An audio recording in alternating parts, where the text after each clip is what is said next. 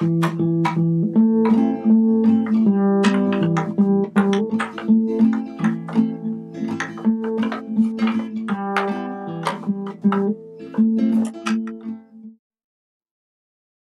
is a reminiscence about that golden season in my life as an author. In late 2001, when my second novel, Zazu, had recently been published, and my stock seemed to be rising higher and higher, and I witnessed it with some degree of wonder and bafflement. My sales ranking on Amazon.com actually approached 500 in the whole world of authors. I was there in this bestseller list nearly at the 500 mark of everybody. How-to books, puzzle books, weather books, erotica, mysteries, political diatribe, everything. I was nearly at 500. I watched with astonishment.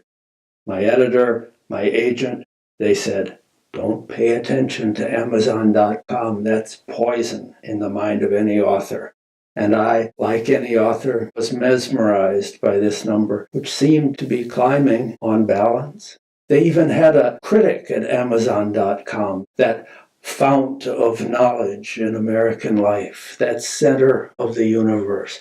A critic that said of my novel, philosophical, compassionate, and exquisitely lyrical. Richard Mosher's Zazu is one of our favorite teen novels of 2001.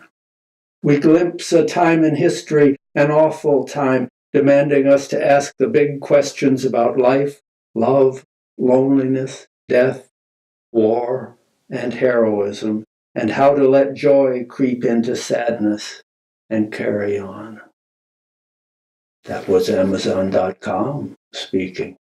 USA Today, that other literary journal, said a serious, beautifully written novel. It says so right here. It says so. It still says so. All these years later, this novel, long out of print now, higher and higher, and who knew where it would end, this magic number. I was coming to believe some of these things.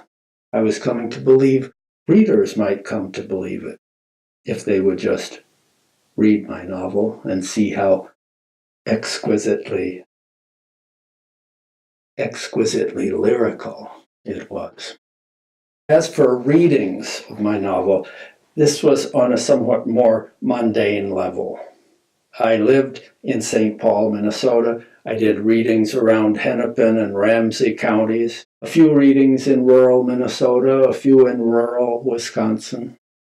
And one in particular stands out in fond memory. It could have been a complete disaster, and it turned out to be quite the opposite.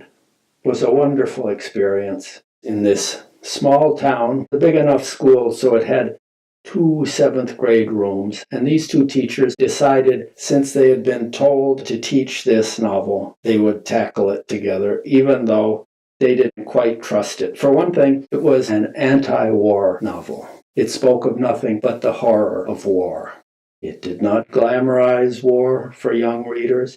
It didn't try to make any generation of Americans or any other nationality into the greatest generation. They called this war and all the continuations of it down through the years one long, awful time for anyone involved.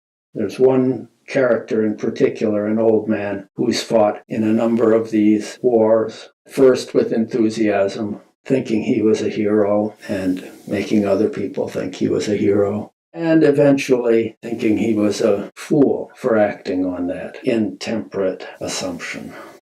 This was in the days just after 9/11, my novel came out. There was a bloodlust rising in America, a vague, vengeful sense that we had to get them back for this terrible thing they had done to us in New York and Washington and Pennsylvania. A sense that whoever they were, we were going to get them. But in lighter moments, I would check Amazon.com to see how my ranking was doing that day. And I didn't check it only once a day. I would check it several times a day. It would bob around a little bit, but it seemed to be bobbing somewhat higher. I was pleased. I was living a fantasy life until I got sent someplace like this classroom in Wisconsin with these two teachers standing in the back of the room, both women, both sporting U.S. flag medallions on their sweaters to show which side of the struggle they were on, both distrusting me. When I first came into the room, we introduced ourselves, and then they trotted out this new approach to teaching a novel, of which they were quite proud. They'd come up with it together, and they wanted to tell me all about it. Since a novel was clearly too much for a seventh grader to read, him or herself, in its entirety, they may not even have stated this assumption. But it was clear from the surrounding assumptions that this was their elevated view of their seventh graders, that they were incapable of reading 248 pages.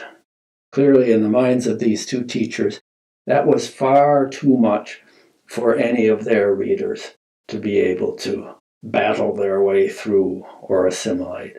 So, they had had this bright idea between the two of them to apportion the novel up into segments of 2 chapters each, and they assigned 2 chapters to every student. As they were describing their brilliant scheme, I said, well, how are they going to know what happens in the novel if they read only you mean some students would read 2 chapters in the middle of the book without having read the start of the book? Well, that's all right, said one of the teachers, because then they assembled the book between them. We started off with the ones who'd read the first 2 chapters. We made it into a game so they would be very interested. Oh, I see, I said. I was starting to see a number of things. These 2 were lame brains, and they thought their students were all lame brains, incapable of reading a book from start to finish the way a book was intended to be read. But I was somewhat of a lame brain myself because my awareness of the true horror of their scheme was very slow in developing in my head. I was not quick on the uptake, but I knew something was off. Those American flag lapel pins alerted me to the fact that I was in a Republican nest in Wisconsin. A little bit too much makeup to suit teaching a 7th grade class, both of them. The way they were dressed very compulsively, neatly. How are they going to get down to the work of teaching these kids if they were like mannequins? That wasn't something that occurred to me until later either.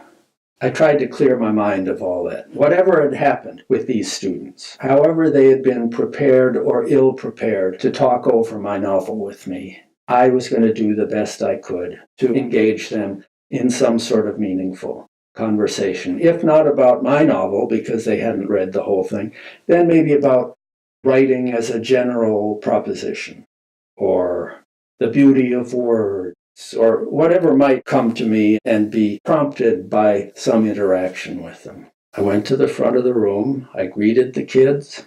They mutely nodded in response. I tried to draw them into conversation about literary matters, to no avail. I said, now I understand some of you read the opening section of my novel. I couldn't perceive that any of them were nodding to indicate that they had indeed read that part.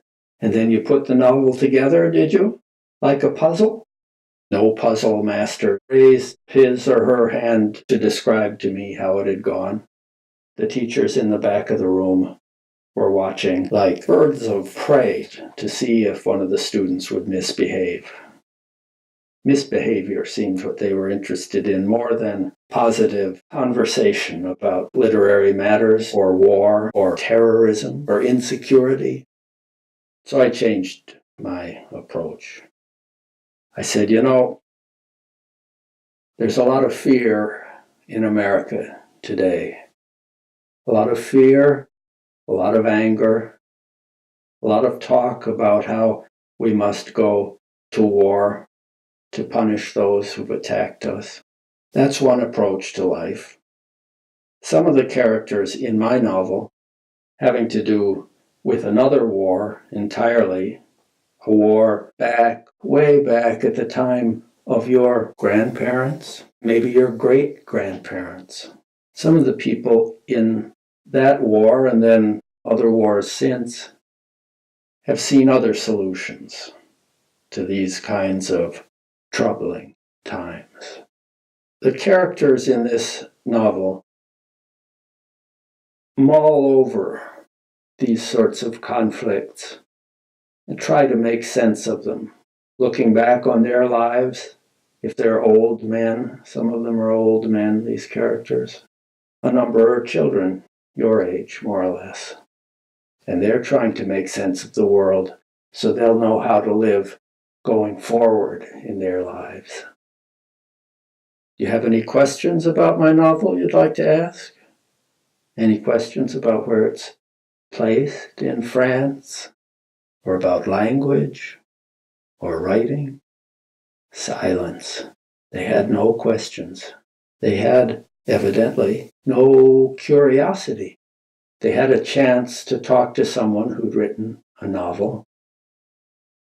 Their teachers might have encouraged them in advance to be interested in this sort of situation, this opportunity. Evidently, they hadn't. They divided this puzzle up into 2-chapter bits. I had a creeping suspicion that they had perhaps done more than divide the book up into bits. I couldn't have put it in words, but it was a creeping, gathering suspicion. As I glanced at them standing at the back of the room, I sensed that they were trying to spot some misbehavior on my part. Maybe they thought I had broken some rule of theirs, some sacred rule. I had no idea if they had read my novel, these two standing in the back of the room with their American flag lapel pins. Maybe they hadn't. I did what most writers do in a desperate situation when, getting no response, fell back on the safety of my own words that I'd written and rewritten and revised and re-revised and was finally fairly content with.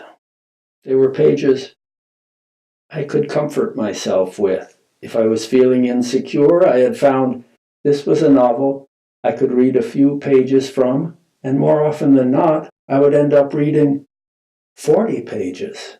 It was pretty good. I liked the way it read. I liked the emotional sense that developed from page to page, here and there. It even had the capability of drawing me to tears occasionally. I, who had written it, who you would think would find no surprises within it. Still, there were some surprises. It took me off guard sometimes. And that was a wonder. I had outdone myself in this book. So I said, here's what we'll do. I'm going to read a section of the book for you. Would you like that? A couple of kids actually nodded at this suggestion. Why not? Read to us, sure. It suited their passive nature. The teachers nodded. That would pass the time. I'll read to them. Everyone likes to be read to. And then there came a voice from the back of the room, from a boy I had not expected would say a word throughout this procedure. He looked dead bored, this kid. He looked like a non-achiever, like he had no approval from the teachers, ever. And he said, sort of half barked as a challenge to me. Would you read chapter 19 then? I said, sure, I'd read chapter 19. I'd be happy to read any chapter you want me to read. I'm not ashamed of anything that's in this novel. Where is chapter 19? He didn't know, but I looked through my book and I found it. And as I was leafing through to find that particular chapter, there are 40 chapters in the book, so I knew it was about halfway through the book. I had this sneaking sense that I knew what chapter 19 was about. And then I knew why these teachers had divided the book up into segments. There was something they objected to in chapter 19, and they had skipped it in their puzzle making, their students. I just knew this. The students had figured this out too. They who were talked down to by their teachers had outthought the teachers and figured out that puzzle. Maybe not a puzzle having to do with my story, but having to do with the personalities and upright suppositions of these two women standing at the back of the room. I was fairly certain that chapter 19 was the one part of my novel probably most of the kids in this room had read. Unlike the rest of it, it had been censored out by these two patriotic teachers, but I was going to censor it back in. I was going to make a little lemonade. So here it is, chapter 19. I'll read it now because it's only 3 pages. It's a young girl talking, the protagonist of the story. She's 13, going on 14. She's had a number of concerns. This has to do with one of them. In my dream, it wasn't winter, but bright summer, and wasn't France, but Vietnam, and Juliette Lumiel came asking to be my friend. We walked alongside a river through thick growing ferns to a place filled with drooping purple flowers, then took off our clothes and dived into the water. Normally, Juliette was an awkward swimmer, terrified of the current and mud and slimy creatures she imagined wriggling around her. But now she swam gracefully in my wake, and when we climbed out, we were, by the easy mystery of dreams, back in France. Stepping across the shallows where schools of minnows darted in the sun, she handed me a dark red towel. Then, when I finished patting my hair dry and slid the towel over my shoulders and dried my breasts were exactly what I found, full and free and warm in the sun. We lay on our backs, the rocks glowing beneath us. Grand-Pierre's call to breakfast awakened me. The dream had felt so real that at first, looking around my bed, I didn't know where I was. When I realized I was back in our same mill and my same tower room, the fact of what I might not find inside my nightshirt chilled me. I lay there, trying not to cry, until Grand-Pierre called up the stairs that the water was boiling. If I wanted to make our oatmeal, I'd better come do it, or he'd do it for me. I jumped into my slippers and robe, caught a sad glimpse of my flatness in the mirror, and ran downstairs. Sprinkling oatmeal into the saucepan, I glanced sideways at him. I had a wondrous dream, Grand-Pierre, of Vietnam and ferns and swimming in a beautiful river. And at the end of the dream, I had breasts. Just like that, the news came out. He was so old and unjudging, I could tell him anything. Oh, he patted his jacket pocket as if for his pipe. Round, jiggly breasts? Yes, just round and jiggly enough. Ah, an incomparable part of a woman, Zazu. And you'll be a woman soon. You'll have just the sort you'd like. Take my word for it. You've sent away for them? Take my solemn word, you'll have the loveliest curves on the entire canal. And it's not just a matter of breasts. His fingers stopped searching for his pipe. Hips matter too. They're part of the curve, a major part. You'll have them, and then you'll have more of them. And then, if you're like some of these buffaloes munching along our valley, you'll worry that you have too much of them. But for you, that shouldn't be a problem. You swim too well, not to mention the way you skate. And will boys like me? It was a relief to come down to breakfast and find him in such good form. Too many boys. I'll have to hold them at the front gate with a pitchfork. You're fooling. I could feel myself smile as I stirred our oatmeal. Nonsense, my dear. I worry about this. And then the color in your cheeks will change, and I'll be forced to keep you captive in that tower of yours, just like Rapunzel. Like Rapunzel, exactly. Let down your hair. They'll want to climb up your tower, those boys, and lie in your bed and go to sleep with a smile on their faces, a hand on your lovely, smooth breast. I wasn't embarrassed by such fantasy, because he didn't look at me while inventing it. He stared up the canal toward the tunnel that led to the far side of the world. Or was he staring at the far side of the past? Grand-Pierre, did you ever spend the night with Isabelle? His eyes didn't leave the canal. More than one night. Sleeping with her? His eyes narrowed, but he said nothing. With a big smile on your face in the moonlight and one hand on her breast? Yes, Zazu. And I can't tell you how comforting it felt, how it helped me to sleep the most peaceful sleep. Even with the awful time bearing down on us, I slept like a stone, I whispered. Like a peaceful stone? That's right. Like the stone in my name. Sleeping in the moonlight, as you say. As if we were part of your dream.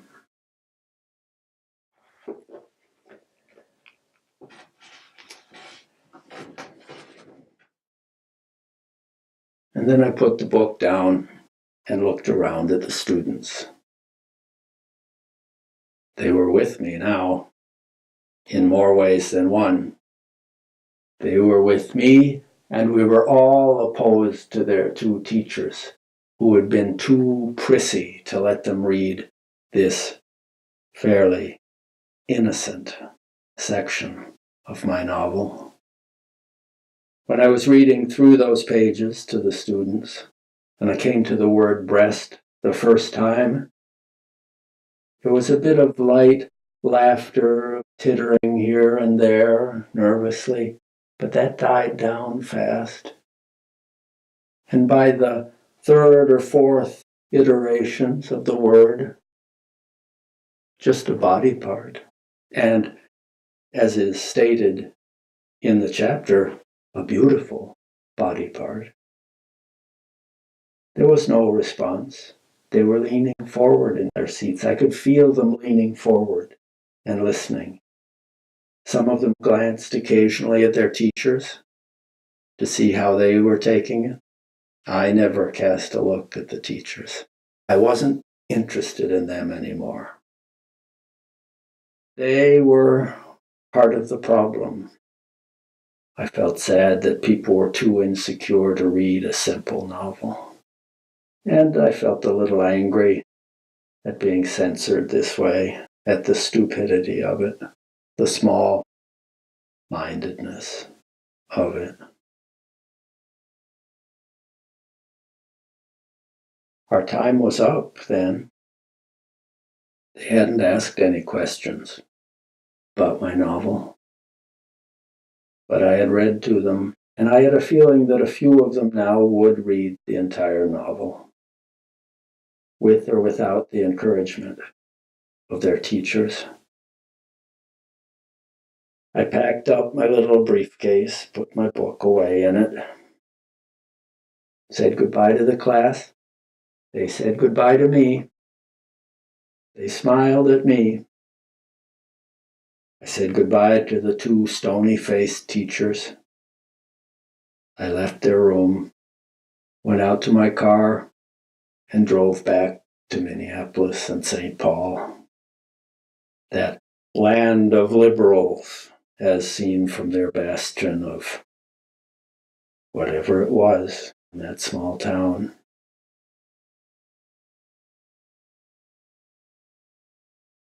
It was the best reading I ever gave anywhere. It was the most vibrant. These kids were listening with a kind of attentiveness I had never experienced before as a reader, and never would again.